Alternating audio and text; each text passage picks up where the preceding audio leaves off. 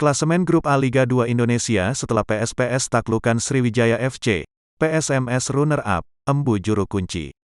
Berikut ini klasemen Grup A Liga 2 Indonesia setelah laga Sriwijaya FC vs PSPS Riau berakhir dengan skor 0-1. Ini menjadi kekalahan perdana SFC. Bermain di Stadion Kaharudin Nasution Pekanbaru, Rabu, tanggal 17 November tahun 2021, pukul 15.15, PSPS berhasil menaklukkan Sriwijaya FC dengan skor tipis melalui tendangan penalti yang dieksekusi Fadau pada menit 62. Atas kemenangan ini PSPS berada di peringkat 3 dengan jumlah poin 12. Sedangkan Sriwijaya FC tetap kokoh di puncak klasemen dengan poin 17.